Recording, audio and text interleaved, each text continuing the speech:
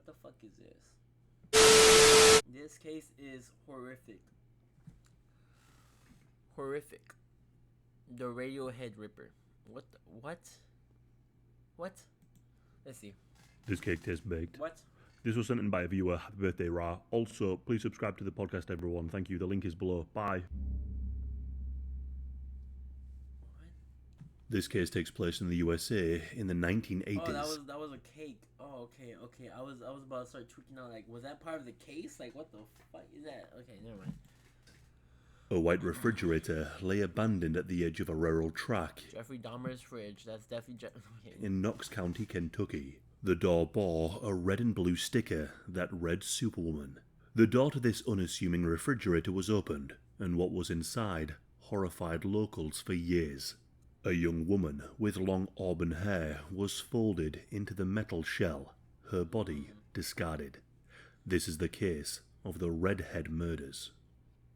Lisa Ann Nichols was a 26-year-old woman who struggled with unstable relationships. Oh, Redhead. I can't read. I thought I said Radiohead. I can't. My dyslexic. I'm sorry. I was searching up Radiohead earlier, and like it got on my mind. I am so sorry. Redhead Ripper. And went through a period of drifting across southern states, often relying on lifts from lorry drivers to move between towns. Friends later described her as restless and always searching for a fresh start. Unfortunately, she never got that fresh start. She had red hair, pale skin, and was last seen alive near a truck shop outside West Memphis, Arkansas. On the 16th of September 1984, a motorist spotted a body in a drainage ditch alongside Interstate 40 in Crittenden County. The police arrived to find Lisa lying face up in shallow water with her sweater clinging to her body. Her body was bloated from decomposition. Ligature marks cut into her neck and her tongue was swollen. There were clear signs of strangulation. There were no defense wounds recorded and no weapon was left at the scene. Detectives searched the roadside for any belongings that could help identify her, but nothing was found. They searched the truck stop where she had last been seen, speaking with clerks and other drivers. Witnesses remembered seeing a red-haired woman who asked for a lift towards the highway, but no one could remember which vehicle she entered. Fingerprints were taken from the body and they were stored, but the match didn't come until June of 1985. For 9 months, Lisa was a Jane Doe, but after this, Lisa's identity was finally confirmed and her family was told of her fate. The early theory was that she had accepted a ride from a long-distance lorry driver and was killed shortly after leaving the stop. The lack of drag marks suggested that she was killed elsewhere in the truck and then carried directly from the cab to the ditch. The police ran out of new information and, without a single suspect, the case went cold. However, this wasn't the only victim. Tina Marie McKenney Farmer, aged 21, vanished in late 1984 after leaving Indiana with her boyfriend. Like the previous victim, she too was a redhead. On the 1st of January 1985, a driver traveling north on Interstate 75 near Jellicoe, Campbell County, Tennessee, noticed what looked like a bundle at the bottom of the embankment. He called the police to report something suspicious. When the police arrived, they found a young woman wrapped tightly in a blanket, face down in the mud. Her wrists were bound, and deep groove marks marked the skin around her neck. An autopsy confirmed that strangulation was the cause of death, but they also found that she was pregnant. It was clear to the investigators that she had been killed several days before discovery. The medical examiner collected semen and hair samples and preserved them for future testing. The blanket was logged and bagged, hoping that one day this evidence could catch the killer. At the time, the police had no idea who Tina was. They searched nearby motels and service stations, checking registers for her name, but no match came back. For decades, she was recorded only as a Jane Doe. Her remains laid in an anonymous grave whilst evidence sat sealed in storage, and again, the case went cold. It wouldn't be until 2018, using advanced DNA testing, that her true identity was confirmed and she was finally given her name back. However, in between that time, the phenomenon of the redhead killings continued. Damn. Laurie Ann Mila Pennell was a 22-year-old woman with ginger hair and she was living near West Memphis in early 1985. On the 24th of January that year, a truck driver pulled up on the shoulder of US Highway 78 east of the Coldwater River Bridge near Olive Branch, Mississippi. He saw the body of a young woman lying close to the tarmac and called the police. Officers found her half undressed, with ripped clothing. She had bruising around her throat and again signs of strangulation. Her body was still warm when she was discovered, suggesting that she had only just been killed. Tire impressions on the clay floor indicated a vehicle had stopped and pulled away quickly. This led investigators to believe that the killer had pushed her from the passenger side of the vehicle in the darkness and left her at the edge of the highway to be discovered. But tragically, there were no witnesses, and once again, the case went cold. Michelle Lavone Inman was a 23-year-old woman who lived in Nashville in the mid-80s. She went missing towards the end of 1984, and her family never heard from her again. On the 31st of March 1985, a motorist pulled off Interstate 24 between mile markers 29 and 30 in Cheatham County, Tennessee. He walked towards a stream and noticed bones scattered near the bank. Police recovered a partial skeleton with strands of reddish hair still clinging to the skull. Once again, the police had no idea who these bones belonged to. Once again, she was only known as a Jane Doe. It wouldn't be until DNA searches became more advanced that her family were informed. Ebsie Pilgrim was a 28-year-old woman who drifted between towns in North Carolina during the spring of 1985. Just the day after Michelle was discovered, a refrigerator was found dumped off US Highway 25E near Gray, Kentucky. A local man noticed this, so he pulled over and opened the door. Inside the refrigerator, he found the naked body of a woman with long ginger hair. Her frame was contorted to fit inside the box. Her lips were blue and her eyes were open. A pair of men's boots were also found nearby, and these were collected as evidence. The police also traced the refrigerator to a delivery route, but they could not connect it to a suspect. The police also tried to find the identity of the woman, but they were unsuccessful for many years. She was referred to only as the Knox County Refrigerator Jane Doe. It wouldn't be until 2018 that DNA matched her to her daughter and a positive identification was made. And this just continued. Tracy Sue Walker was just 15 when she vanished. Her bones were recovered in Tennessee in 1985. Elizabeth Lammett was just 17 when she disappeared from a youth facility in New Hampshire in 1984. She was found murdered that same year in Tennessee. Stacy Chorosky was just 19 when she was seen hitchhiking in 1988. Her strangled body was found in Georgia. All three had red hair, and all died in similar circumstances. Other bodies were found too, women with red hair scattered along highways in West Virginia, Arkansas, and Tennessee. Some remained unidentified. Their stories likely will never be known. So, between 1983 and 1985, the bodies of multiple young women with red hair were discovered abandoned near highways across Tennessee, Kentucky, and neighboring states. Local police in each jurisdiction initially handled these cases separately. It was only after several months, as more victims appeared in Tennessee, Mississippi, Arkansas, Kentucky, and West Virginia, that investigators began to see a possible connection. The victims all shared notable similarities. Many had reddish hair, were found dumped along major interstates, and had been strangled or suffocated. Most were discovered without clothing or any identification, frustrating efforts to name them or notify their next of kin. The press soon latched onto the striking hair colour pattern and dubbed the case the Redhead Murders, a label that stuck in media reports. Concerned by the possibility of a roaming serial killer, law enforcement agencies from 5 states convened a special multi-state task force in late April of 1985. Investigators from Tennessee, Mississippi, Arkansas, Kentucky, West Virginia, and the FBI met in Nashville for a 6-hour summit. Their goal was to pull information, determine which cases might be connected, and strategize how to stop the killer or killers. FBI behavioral experts were brought in to analyze the pattern.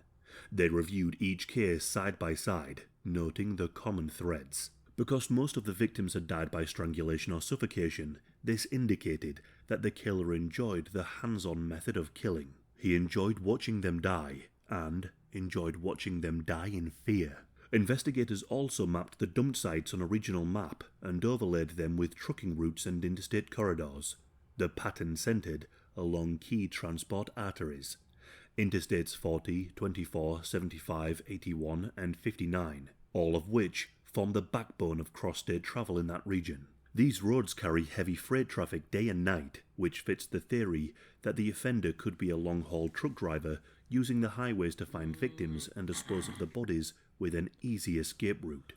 To cast a wider net, the task force decided to share information publicly. They opened telephone tip lines and distributed bulletins describing the known victims. Yet, of course, at the time, most of the victims were Jane Does.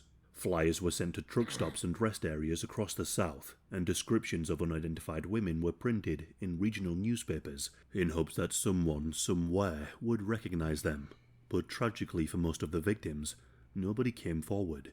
The police urged the public to be cautious, suggesting that the killer might indeed be a long-distance truck driver who targeted women travelling alone or those who might be hitchhiking and vulnerable. Despite the cooperation and these efforts, the April 1985 summit ended without a definitive suspect.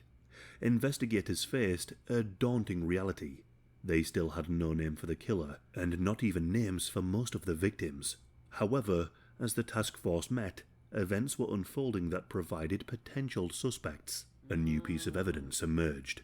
In March of 1985, a red-haired 24-year-old exotic dancer named Linda in Knox County, Tennessee, survived a brutal attack that seemed to echo the pattern of the Redhead murders.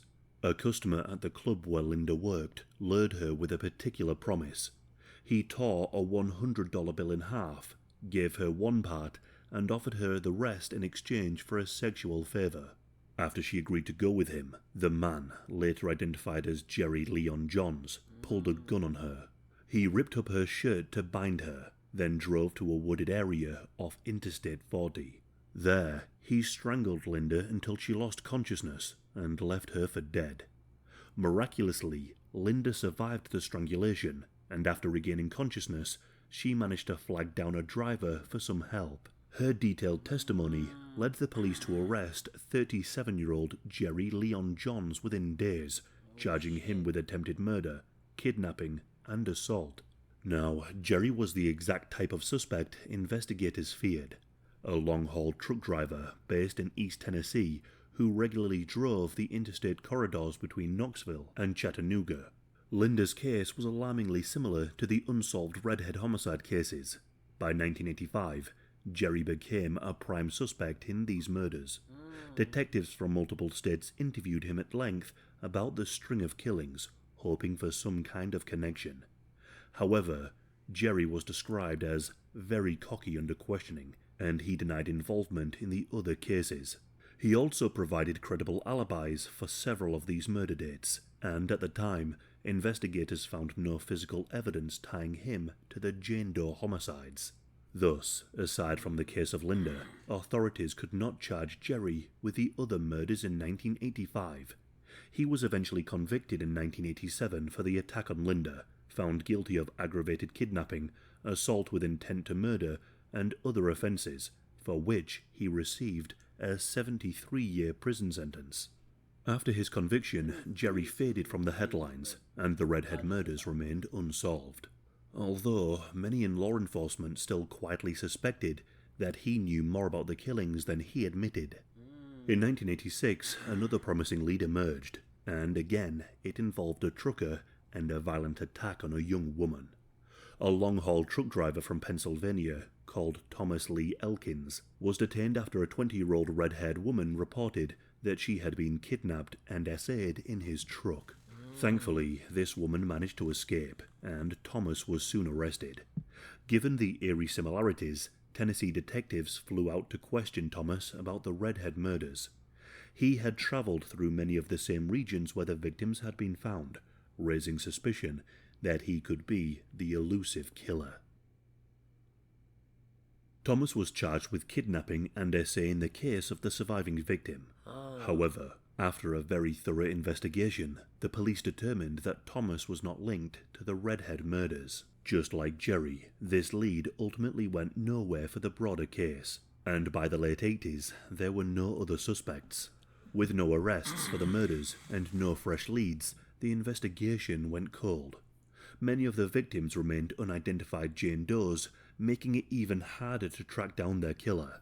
However, after more than 30 years of frustration, the Redhead murders investigation found new energy from an unlikely source: a high school sociology class. In 2018, students at the Elizabethton High School in Tennessee took on the Redhead murders as a cold case project. The class spent a semester researching the string of killings, poring over details of each case, and compiling information from libraries, police files, and online resources. They created maps of the victim dump sites, studied the timelines, and even consulted with law enforcement. The students ultimately produced an offender profile of the potential killer, which described him as a white male, long-haul truck driver in his 30s or 40s at the time of the murders, operating along the interstates through the region. Notably, the class coined the nickname the Bible Belt Strangler for the unknown perpetrator, referencing the fact that the murders occurred in the US Bible Belt region. In April of 2018, the students held a press conference attended by local law enforcement and the Tennessee Bureau of Investigation to present their findings and the proposed profile. Family members of some victims, who had just recently been identified, even attended. The daughter of the victim, S.B. Black Pilgrim, thanked the class for not letting her mother's case be forgotten. The attention generated by the students' project reignited public interest in the cold case. More importantly, it encouraged law enforcement agencies to take a fresh look at the evidence using modern techniques. This momentum, combined with advancements in DNA technology and forensic genealogy, led to a series of breakthroughs that would follow in the next few years. Investigators began re-examining old evidence with new technologies, leading to the identification of several Jane Doe victims and even pinpointing suspects through DNA. One of the first major breakthroughs involved the very first victim found in Tennessee, Tina Farmer, who was discovered along Interstate 75 in Campbell County on July 1, 1985. As I mentioned, for decades she was only known as a Jane Doe. Hoping for answers, evidence was resubmitted from the crime scene. This evidence was tested with advanced DNA testing. The state criminal lab detected semen on the blanket. The DNA profile from the semen was run through the FBI's database. And there was a match. Jerry Leon Johns, the truck driver who had attacked Linda in 1985. This was a pivotal moment. It directly tied Jerry to at least one of the unsolved murders. However, Tina's identity was still unknown at this point. But in 2018, a missing persons blog provided a critical clue about Tina. The blog listed a young Indiana woman named Tina as missing. A detective dug up an old fingerprint card for Tina Farmer and compared it to the prints taken from the unidentified body back in 1985. And it was a match. Tina was no longer a Jane Doe. With her identity now known, authorities contacted her family to share the bittersweet news that Tina had been found, albeit 33 years after she vanished. In late 2019, armed with this new evidence, a grand jury reviewed the case. They would have identified Jerry for the crime. However, in 2015, Jerry died in prison. Meanwhile, the push to identify the other long unidentified victims accelerated with the... That was kind of obvious.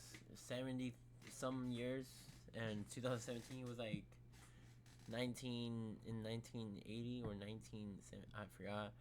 It was like 30, so yeah, he's use of forensic genetic genealogy, and the women I mentioned earlier were able to be identified, thankfully. And soon, there were even more breakthroughs. In 2022, it was discovered that the Redhead murders were not committed by one Bible Belt strangler, as a new killer was identified. In September of 2022, the Georgia Bureau of Investigation announced that genealogy DNA had identified a man named Henry Frederick Wise as the man who killed Stacy Charosky, the 19-year-old woman from Michigan. Henry was 34 years old at the time of Stacy's murder, and crucially, he fit the profile of a long-haul trucker in the area, just like the high school students had hypothesized. Henry was never caught or questioned in the 80s. He wasn't even on the police's radar for these crimes, and frustratingly, he died in an accident in South Carolina in 1999, taking his secrets with him. The implication of Henry was a breakthrough, not only for Stacy's family, but for the investigation at large. The Redhead murders may have been a series of crimes by different hands, rather than the spree of a serial killer. The Redhead murders left decades of silence, unknown graves, and families without answers. Each identification brought long-delayed vigils and new headstones where only unknown had stood. 2 of the killers are now known, but many more questions remain. Were all of these women preyed upon by the same set of hands? Sadly, we may never know. What lingers is the truth that most of these women never saw justice. And what's so tragic is how most of these women remained Jane Does for decades. That's wild. Imagine being forgotten like that. That's crazy, bro. Bro got caught, then the other guy got caught 30 years later. And he was already dead. He was dead before even that. Oh my god. Guys, if you guys enjoyed, like and subscribe. I'll see you guys later. Goodbye.